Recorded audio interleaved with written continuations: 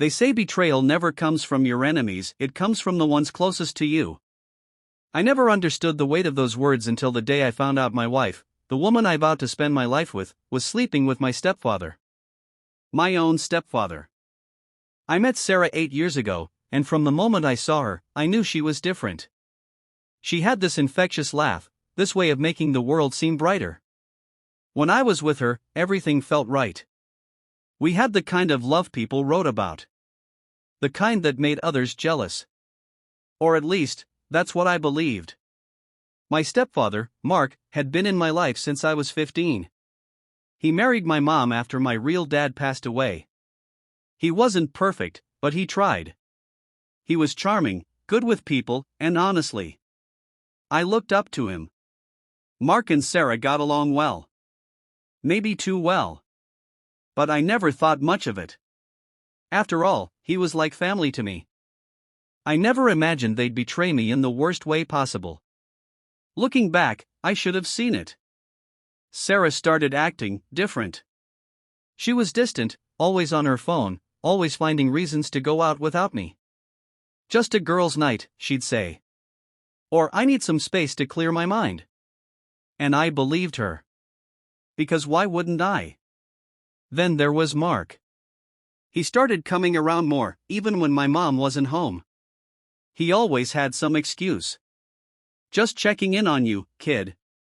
Had some business in the area. But something felt off. I remember one night, we were at a family gathering. I caught Sarah and Mark sharing a glance across the room. It was quick, barely noticeable. But it was there.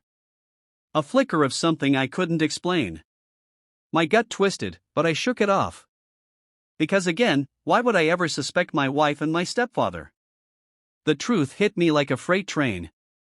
And I wish I could say I found out in a way that was less humiliating. It was a Sunday afternoon. I had been working late all week and decided to surprise Sarah by coming home early. I picked up her favorite flowers, grabbed some takeout, and walked into the house with a stupid smile on my face. But as soon as I stepped inside, I heard it. Voices. Laughter. Coming from our bedroom. At first, I froze. My brain refused to process what was happening. But then I heard something else, something that made my stomach drop. Sarah's voice and Mark's. Whispering. Moaning. I felt sick. My hands were shaking as I walked down the hallway. My heart pounded so loud I thought it might explode. And then, I opened the door. There they were. My wife. My stepfather. Tangled in our sheets. My sheets. For a moment, time stopped. They didn't notice me right away. And I just stood there, staring, unable to believe that this was my reality. Then Sarah saw me. Her face went pale, her mouth opened, but no words came out. Mark sat up, running a hand through his hair like he could somehow smooth over what just happened. I wanted to hit him. I wanted to destroy him. But I couldn't move. Finally, I managed to speak. My voice was quiet, but the anger beneath it burned. How long? Sarah started crying. Mark just sighed and said, "It's not what you think." Not what I think. My wife was in bed with my stepfather, and he had the nerve to tell me it wasn't what I thought. I laughed. A bitter, hollow laugh. So tell me then, Mark. What is it? Sarah reached for me, tears streaming down her face. I never meant to hurt you. It just happened. It just happened. Like they tripped and fell into bed together. Like it was some kind of accident. I don't remember much after that. Just the rage. The heartbreak. The overwhelming sense of betrayal. I left. I walked out of that house and never looked back. Catching them together in my bed was the kind of pain I wouldn't wish on my worst enemy. My wife and my stepfather, two people I trusted most, betraying me in the most humiliating way possible. But after the initial shock, after the heartbreak settled into rage, I made a decision. I wasn't just going to walk away. I wasn't just going to let them get away with it. I was going to make them pay. I didn't lash out immediately. No. That's what they expected. Instead, I pretended to be broken. Defeated. I let Sarah think I was considering forgiving her. I told her I just needed time. That we could maybe work through it. She bought it. Because cheaters are arrogant. They always think they have control. In the meantime, I started collecting everything: bank statements, messages, anything I could use against her. I had been the sole provider in our marriage, and I made sure she'd leave with nothing.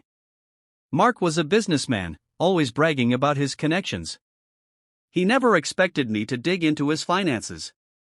Turns out, he had a lot to hide: questionable business dealings, unpaid debts, things that could ruin him. So I leaked everything. Every shady deal, every unethical practice. And just like that, his business started crumbling. But that wasn't enough. I made sure my mother knew everything. Every disgusting detail. She kicked him out, filed for divorce, and made sure he lost half of everything. He went from a wealthy, respected businessman to a broke, humiliated man overnight. Then there was Sarah. My sweet, lying, cheating wife. I drained our joint account before she could touch a cent. I sold the house she loved without her knowing. After all, it was in my name. I made sure her affair with Mark was public knowledge, so everyone knew exactly who she was. She lost her friends, her reputation, and worst of all, me. Not the broken man she betrayed, but the man who walked away without looking back. Betrayal cuts deep, but nothing heals faster than knowing the people who hurt you got exactly what they deserved.